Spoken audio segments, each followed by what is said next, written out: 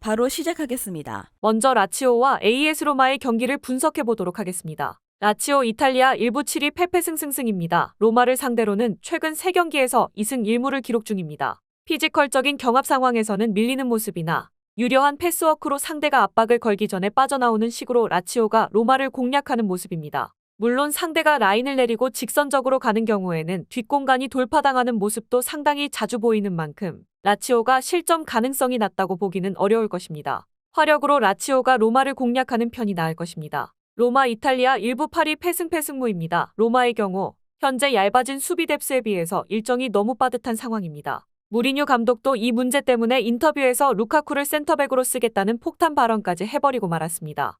물론 전방 압박에서 역할을 해주어야 할 루카쿠가 실제로 후방으로 내려갈 가능성은 적지만 그만큼 로마의 수비적인 뎁스가 얇아진 상황이라는 것으로 이해하면 될 듯합니다. 이 때문에 전방에서의 압박이 풀리면 후방이 급격하게 무너질 가능성도 충분합니다. 물론 피지컬적인 경합 상황에서의 난조나 로마의 직선적인 플레이에 고전할 가능성이 있다는 것은 사실입니다.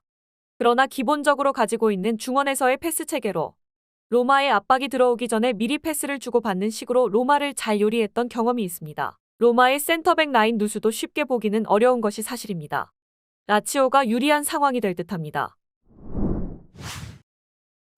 다음은 AC 밀란과 아탈란타의 경기를 분석해 보도록 하겠습니다. 밀란 이탈리아 1부 3위 승무승승승입니다. 밀란이 가지고 있는 득점력은 리그에서도 인테르를 제외하면 앞서는 팀이 없습니다. 지루, 레앙 플리식으로 구성된 삼각편대의 힘은 늘 상수를 보장하는 전력입니다. 다만 전방 압박을 위해서 간격 유지나 뒷공간을 상당히 많이 내주는 편이라서 아탈란타 같이 중앙에서의 침투에 적극적인 팀들에게는 실점 위험성이 다소 높은 것이 사실입니다. 그래도 매냥의 롱킥 등 상대의 압박을 분쇄할 수 있는 경우에 수가 많아서 다득점 양상에서의 전적이 나쁘다고 보기는 어렵습니다. 아탈란타 이탈리아 1부 6위 승패승승무입니다. 아탈란타도 밀란을 상대로는 제법 득점력에서는 두각을 보이는 편입니다. 다만 아탈란타가 밀란을 상대로 화력전에서는 밀리면서 패배를 맛보는 경우가 잦았고 지난 리그 전 3-2 승리도 밀란 칼라브리아의 퇴장이 아니었더라면 승점 3점을 가져오기 어려웠을 가능성도 충분했을 것입니다.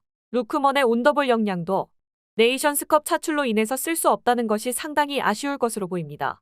압박이 무지성으로 이뤄지면서 간격 유지나 뒷공간 허용이라는 단점이 있기는 하나 삼각편대의 화력은 사실상 상수라고 보는 것이 옳을 것입니다.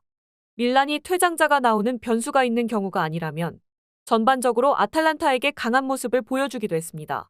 오버 2.5 양상을 생각해도 좋을 것이고 밀란의 수비 이슈를 생각한다면 핸디캡 무승부도 가능성이 있을 것입니다. 다음은 레알 마드리드와 AT 마드리드의 경기를 분석해 보도록 하겠습니다.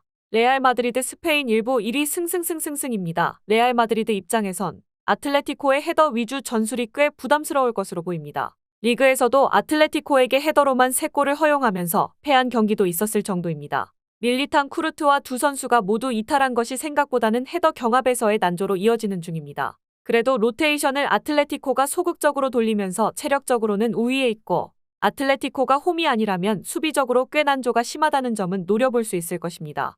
아틀레티코 스페인 1부 5위 패무승패승입니다. 지난 경기에서는 비첼, 오블락, 히메네즈 등 주전들의 비중이 상당히 높았던 모습입니다. 코파델레이에서 하위 전력에서 자주 당하는 것을 의식한 듯합니다. 다만 사우디로 떠나야 하는 상황에서 주전들의 체력적인 안배가 되지 않았다는 점이 아쉬울 것입니다. 그나마 머리로도 연계가 되는 모라타와 팀의 핵심 그리즈만이 선발로 나오지 않았다는 점이 위안이기는 할 텐데 문제는 늘 집을 벗어나면 공간 허용이 실점으로 이어지는 경우가 너무 잦다는 점이 문제가 될 소지는 큽니다. 일단 헤더 위주 전술에는 레알 마드리드가 꽤 고전할 수 있는 상황이라고 봅니다. 다만 아틀레티코가 코파델레이에서 로테이션의 폭이 적었다는 점은 생각해야 할 것으로 보이며 아틀레티코가 홈이 아니라면 포켓 공간에서의 수비적인 난조가 상당히 심한 편입니다. 레알 마드리드가 공격적으로 할 수 있는 것이 꽤 많을 것으로 봅니다. 오버 2.5 양상에서 레알 마드리드가 우세한 상황으로 보입니다. 마지막으로 리버풀과 풀럼의 경기를 분석해 보도록 하겠습니다.